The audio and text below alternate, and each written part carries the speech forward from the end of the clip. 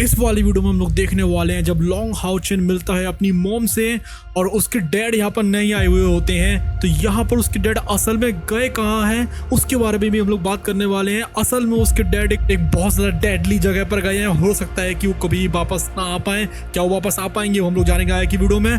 और यहाँ पर डीमन गॉड एम्परर भी कुछ बहुत बड़ा प्लान कर रहे हैं ह्यूमैनिटी के साथ करने के लिए। और तो और यहाँ पर हम लोगों का लॉन्ग हाउ चेन लेवल 8 पर पहुंचने की कोशिश करेगा, लेकिन लेवल 8 पर पहुंचना बहुत ज्यादा मुश्किल होता है। इतनी आसानी से कहां पहुंच सकता है, तो इस सब के बारे में इस वाली वीडियो में हम लोग जानने वाले हैं। जैसा कि हम लोगों ने अभी एपिसोड के एंड में देखा था कि यहाँ पर जो लॉन्ग हाउ चेन रहता है वो अपनी मॉम से मिल जाता है, और जैसे ही वो अपनी मॉम को देखता है वो रोना शुरू कर देता है। उसकी जो मॉम रहती है वो भी बेटा बेटा करके आगे की तरफ आ जाती है, और जैसे ही वो अपनी मॉम के सामने पहुंचता है वो जमीन के ऊपर नील कर लेता है और फिर बाद में खड़ा होकर उन्हें गले लगा लेता है और कहता है कि मैंने आपको बहुत ज्यादा मिस किया था मॉम, बहुत बहुत बहुत ज्यादा। और उसकी मॉम भी बोलती है मेरा अच्छा बेटा लॉन्ग हाउ चेन। और वीडियो में आगे बढ़ने से पहले आप लोगों के लिए एक ऐसा प्रोजेक्टर जो कि लिटरली आपके रूम को किसी भी थीम में चेंज कर सकता है। आप चाहे तो अपने पूरे रूम के ऊपर एनिमे के लगा सकते हैं थीम्स, या हो सकता है किसी और प्लेनेट के, और साथ में अगर आप मूवीज देख रहे हैं और उस तरीके को थीम लगा लो तो आप ऐसा लगेगा कि मान के लो उस मूवी के अंदर ही चले गए हो। ये प्रोजेक्टर आपके पूरे रूम को ट्रांसफॉर्म कर देता है और एक पूरे अदर वर्ल्डली जैसा एक्सपीरियंस ले आता है आपके रूम के अंदर। इसकी प्राइस है सिर्फ और सिर्फ 999 और ये प्राइस सिर्फ और सिर्फ कल तक के लिए रहने वाली है, इसलिए आप जल्दी से जाइए, डिस्क्रिप्शन में लिंक दिया वहां पर क्लिक करिए और इसको जाकर आप वहां से परचेस कर सकते हैं। तो चलिए वीडियो में आगे बढ़ते हैं। और यहाँ पर उसके जो ग्रैंडफादर होते हैं वो सारी चीजें देखने में लगे हुए थे, और वो कहती है कि देखो मेरा अच्छा बच्चा कितना ज्यादा बड़ा हो चुका है। और तभी लॉन्ग हाउ चेन पूछता है अपनी मॉम से कि मॉम डैड कहाँ है। उन्होंने कही थी कि जब मैं बड़ा हो जाऊंगा 7th लेवल पर आ जाऊंगा तो वो मुझसे मिलने के लिए आएंगे। तभी यहाँ पर उसकी मॉम बोलती है डियर चाइल्ड, जिस साल हम लोग तुम्हें छोड़कर गए थे सिर्फ इसलिए नहीं गए थे हम लोग ताकि तुम अपने दम पर ग्रो हो सको, बल्कि हम लोग इसलिए भी गए थे क्योंकि एक ड्यूल प्रॉमिस करा था तुम्हारे फादर ने और आहा मैंग ने। और तभी लॉन्ग हाउ चेन बोलता है आहा नान। तभी उसके दादी उसको बताते हैं कि यस, जो आहा नान है वो असल में डीमन गॉड रेस के 7th पिलर का डीमन गॉड है। और तभी लॉन्ग हाउ चेन बोलता है कि ग्रैंडफादर को ग्रीटिंग्स। क्या ग्रैंडफादर को पता है कि मेरे जो डैड और आनान के बीच में बैटल होने वाली है वो कब होने वाली है और कैसे होने वाली है।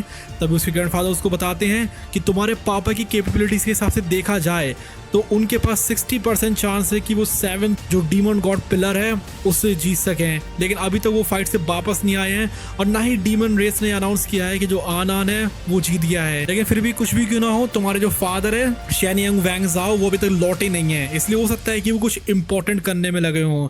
तभी लॉन्ग हाउ चेन बोलता है तो क्या हम लोग आहा मैंग से पूछ सकते हैं हमारे डैड के बारे में। तभी ग्रैंडफादर बोलते हैं कि ये तो बहुत ज्यादा मुश्किल है, जो आनान है वो डीमन गॉड रेस से आता है, उसका वो टाइटल है वो है पुग्नेशियस क्रेजी डीमन गॉड। अभी आनान का जो माइंड है उसमें सिर्फ एक चीज होती है और वो होती है कॉम्बैट।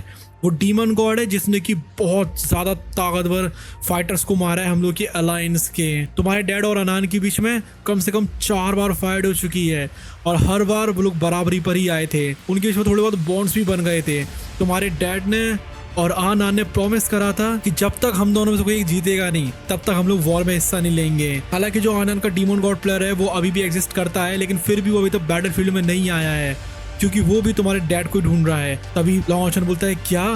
तभी अपनी मुट्ठी को कस के बांध लेता है और कहता है कि मेरे फादर का एनिमी यूग्नेशियस क्रेजी डीमन गॉड आनान, किसी न किसी दिन पक्का मैं उस क्रेजी डीमन गॉड को चैलेंज जरूर करूंगा और उसको जरूर हराऊंगा। तभी उसके जो ग्रैंडफादर है वो बताना शुरू करते हैं होली नाइट्स पैलेस के हेडक्वार्टर के बारे में, जो कि अंडरग्राउंड पार्ट में है dragon spelling gate large mountain में। जो यंग हाउ हैन होते हैं वो सब कुछ अरेंज कर देते हैं लॉन्ग हाउ चेन के लिए और हैन्यू के लिए, जिससे कि वो यहाँ पर हेडक्वार्टर्स में रह सकें। और जो लॉन्ग हाउ चेन होता है वो डायरेक्टली जो अपोजिट वाला रूम होता है उसकी मॉम का, वहां पर रह रहा होता है। 2 दिनों बाद वो फिर से मिल जाते हैं और वो हैन्यू के साथ में ट्रेनिंग करना शुरू कर देता है। उसके ग्रैंडफादर बोलते हैं कि मैंने यहाँ पर कुछ सीरीज टेक्निक्स की अरेंज करी है जिससे कि तुम दोनों उसको सीख सको। और तभी लॉन्ग हाउ चेन बोलता है कि ग्रैंडपा यांग, क्या सच में हम लोग यहाँ पर प्रैक्टिस करने वाले हैं? ये तो सच में बहुत ज्यादा ऑसम जगह लग रही है। ग्रैंडफादर यांग बोलते हैं कि पहली चीज तुम लोग जो करनी होगी वो ये है कि तुम लोग को अपने आप को फैमिलियराइज करना पड़ेगा यहाँ की टेक्निक्स के साथ में। ऐसा मत सोचना कि ये कोई सिंपल टेक्निक्स हैं, असल में ये जो टेक्निक्स हैं वो बहुत ज्यादा टफ हैं और तुम लोग के लिए आसान तो नहीं होने वाली है लर्न करना। तुम लोग को जितनी हो सके उतनी अटेंशन देनी पड़ेगी लर्निंग के ऊपर, और मैं देखता रहूंगा कि तुम लोग की परफॉर्मेंस कैसी है। तभी यहाँ पर दोनों के दोनों हैन्यू और लॉन्ग हाउचन बोलते हैं यस, हम लोग जितना हो सके उतनी ज़्यादा वाली ट्रेनिंग करेंगे जिससे कि हम लोग बैटलफील्ड में जा सके, जितना जल्दी हो सके उतना जल्दी। तभी लॉन्ग हाउचन बोलता है हैन्यू चलो हम लोग चलते हैं। और उसके बाद जो हैन्यू रहता है वो किसी और डायरेक्शन में चला जाता है और जो लॉन्ग हाउचन रहता है वो किसी और डायरेक्शन में आ जाता है। वो जो केव होती है वो पूरी की पूरी लाइट एलिमेंट से भरी हुई थी और लॉन्ग हाउचन बोलता है कि यहाँ पर कितनी ज़्यादा प्योर लाइट एलिमेंट है, ये तो बहुत ज़्यादा अच्छी है। मैं अभी अपनी जितनी भी पावर है उसको फिर से रिकवर करूँगा और फिर उसको बढ़ाना भी शुरू कर दूंगा। तभी यहाँ पर वो सोचना शुरू करता है कि अभी के जो इवेंट्स हो रहे हैं उसने मुझे बहुत ज़्यादा शौक दे दिया है। कायर, मॉम और डैड तीनों से मुझे मिलना है और आनान को हराना है। तभी यहाँ पर उसके ग्रैंडपा देख रहे होते हैं, वो कहते हैं कि ये जो बच्चा है वो तो बिल्कुल भी रश ही नहीं कर रहा है और बिल्कुल पेशेंटली वेट कर रहा है जिससे कि वो अपने आप को ढाल सके इस एटमॉस्फेयर में। यहाँ पर जो लॉन्ग हाउचन के फादर और ग्रैंडफादर रहते हैं उनके बीच में बात होती है और तभी उसके ग्रैंडफादर बोलना शुरू करते हैं कि अगर यहाँ पर जो जिंग्यू है वो नहीं होता तो मैं अभी अपने ग्रैंड चाइल्ड को इधर पे कब का ले आया होता, लेकिन मुझे इतने टाइम तक इंतजार करना पड़ा क्योंकि यहाँ पर जिंग्यू ने उसको मना करके रखा था। तभी एक बंदा होता है वो कहता है कि जो रेयर है डीमन रेस का वहां पर बहुत ज्यादा हमले होना शुरू हो रहे हैं और उसके बाद फिर वो लोग बिजी हो जाते हैं। और जो यहाँ पर लॉन्ग हाउचन के डैड रहते हैं उसके अंदर से एकदम से बहुत सारा किलिंग इंटेंट गाने लगता है। तभी जो मैसेंजर होता है वो पूछता है उसके ग्रैंडफादर से असल में हो क्या रहा है और तभी उसके डैड पूछते हैं यहाँ पर उसके ग्रैंडफादर से कि अगर कभी भी कुछ भी लॉन्ग हाउचन को तो प्लीज मुझे जरूर बता देना, मैं जरूर उसको बचाने के लिए आऊंगा। और तभी हम लोग को फाइट दिखाई जाती है बहुत ज्यादा तगड़ी वाली। अगले कुछ महीनों में जो होलियो जो डीमनिक जो कॉन्टिनेंट होता है वहां पर एक ब्लडी वॉर हो रही थी जो कि कम से कम 1 महीने से हो रही थी और वहीं पर उसके फादर चले जाते हैं लड़ने के लिए। फिर हम लोग को दिखाई जाती है अभी की वॉर जिसमें कि जो होली और डीमनिक कॉन्टिनेंट होती है उसमें बहुत तगड़ी वाली वॉर चल रही थी कम से कम 1 महीने से। और जो 6 मेन स्ट्रॉन्ग होल्ड्स होते हैं वहां पर जितने भी लोग होते हैं आर्मी के वो सब लोग बहुत बुरी तरीके से मारे जा रहे थे, जैसे कि मान के लोग वहां पर कोई मीट ग्राइंडर चल गया हो। और यहाँ पर वो लोग डीमन रेस के जो फोर फ्रंट रहता है उसको ब्लॉक करके रखे हुए थे। जितने भी सैंड पैलेस के अलायंस वॉरियर होते हैं वो यहाँ पर बैटलफील्ड में एंटर कर रहे थे, अपने खून का इस्तेमाल कर रहे थे जिससे कि यहाँ पर वो लोग टेरिटरीज को बचा सके जो कि ह्यूमंस की है। मतलब यहाँ पर बहुत रूथलेस फाइट चल रही थी डीमंस के बीच में और वॉरियर्स के बीच में। और फिर हम लोगों को दिखाया जाता है होली सिटी के सैंड अलायंस का एक बहुत बड़ा ऑक्शन जहाँ पर की वॉर चल रही होती है। ये जो प्लेस रहती है बहुत ज्यादा बिजी हो गई थी क्योंकि सब लोग जो रहते हैं इसी की तरफ आए जा रहे थे वॉर के चक्कर में, जिससे कि वो लोग यहाँ पर सेफ रह सकें।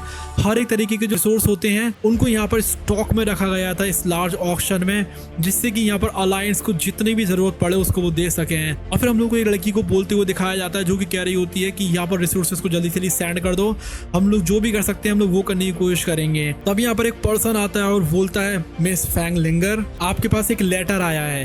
तभी वो बोलती है कि इस बिजी टाइम में मुझे कौन लेटर लिखने में लगा हुआ है, मुझे सारी कैलकुलेशंस वगैरह करनी है और मैं इधर पे लेटर पढ़ूंगी बैठकर। और तभी वो कहती है कि लाओ मुझे लेटर दे दो, ये किसने लिखा है इसको, क्या कोई ऐसा लेटर है जो कि मुझे बहुत ज्यादा कर्ज करने वाला है। और जैसे ही वो उस लेटर को खोलती है उसके अंदर एक बहुत बड़ा जेन्युइन लेटर लिखा हुआ होता है जो कि हम नहीं पढ़ने वाले। लेकिन यहाँ पर जो मिस फैंगलिंगर होती है उनको बहुत ज्यादा गुस्सा आ जाता है। वो बोलती है यू बस्टर्ड, तुम यहाँ पर मर क्यों नहीं जाते हो पीस ऑफ शिट, मैं एक और लेटर लिखने वाली हूँ जिससे कि मैं उसको स्कूल कर सकूं। उसने मुझे यहाँ पर एक लिटिल व्हाइट फ्लावर क्यों बुलाया है, क्योंकि यहाँ पर वो उसको उस लेटर में लिटिल व्हाइट फ्लावर बुलाते हैं। और ये लेटर असल में यहाँ पर शीमा सियान ने लिखा हुआ था। ये उन लोगों की पर्सनल बात है इसलिए हम लोग आगे बढ़ते हैं, उन लोगों के लेटर को नहीं पढ़ते हैं। लेकिन लेटर लिखने के बाद वो जो लड़की रहती है वो बहुत ज्यादा रोना शुरू कर देती है। वो बोलती है डैम इट तुम टकले कहीं के, अगर तुम फ्रंट लाइन पे किसी भी हालत में मरे तो मैं तुमसे हमेशा हमेशा नफरत करती रहूंगी, तुम्हें किसी भी हालत में वापस आना ही पड़ेगा। अगर तुमने मुझे 3 महीने के अंदर न्यूज सेंड नहीं करी वापस आने की तो मैं किसी और से शादी कर लूंगी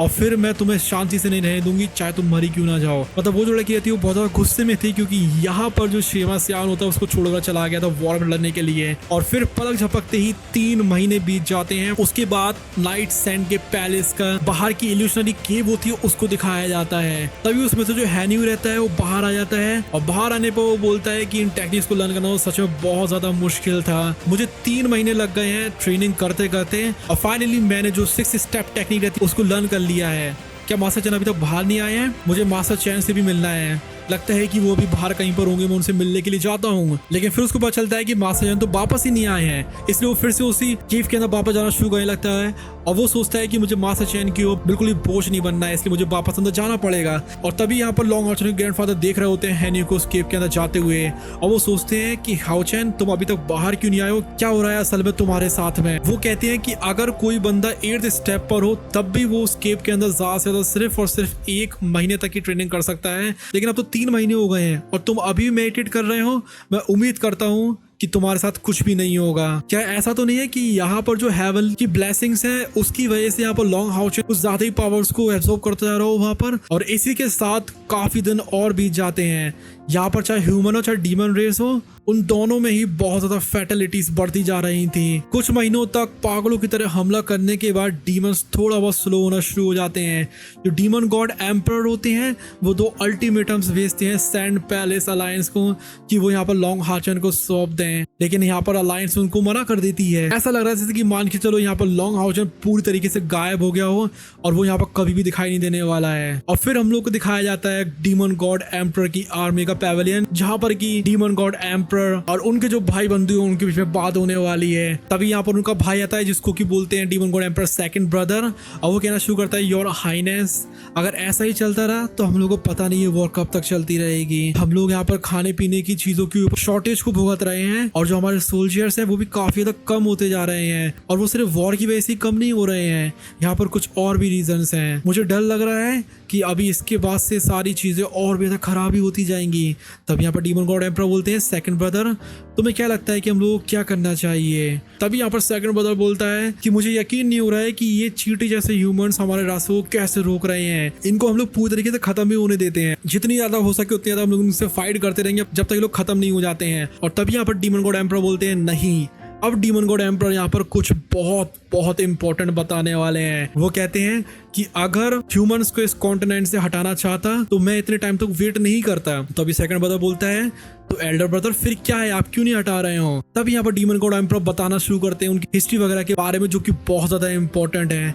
वो कहते हैं हम लोग इस दुनिया में आए थे क्योंकि इस दुनिया में तबाही मची हुई थी, इसलिए हम लोगों ने उसका फायदा उठाकर डीमन रेस को बना लिया। तुम्हें ये बात तो पता ही है कि हम लोग आए कहाँ से हैं और हम लोग इस दुनिया में पैदा कैसे हुए। हालांकि हम लोग अपनी पावर को पास ऑन तो कर सकते हैं, लेकिन हम लोग इसको और नहीं बना सकते हैं। हजारों सालों पहले से ये जो सैंड पैलेस अलायंस है वो हम लोगों के लिए एक लाइव स्टॉक की तरह, भेड़ बकरियों की तरह है, जो कि यहाँ पर डीमन रेस पढ़ने देती है ताकि हम लोग उनका फायदा उठा सकें।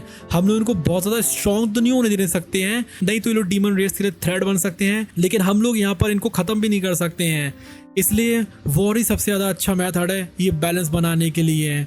तभी यहाँ पर सेकंड ब्रदर बोलते हैं ब्रदर मैं समझ गया हूँ कि आप क्या कहना चाह रहे हैं, लेकिन ह्यूमंस की तरफ जरा देखो तो मुझे नहीं लगता है कि वो लोग यहाँ पर लॉन्ग हाउचेन को देने वाले हैं। अगर ऐसे चलता रहा तो फिर ऑस्टिन ग्रिफिन का क्या होगा? वो तो हम लोग को खत्म कर देगा अगर वो बड़ा हो गया।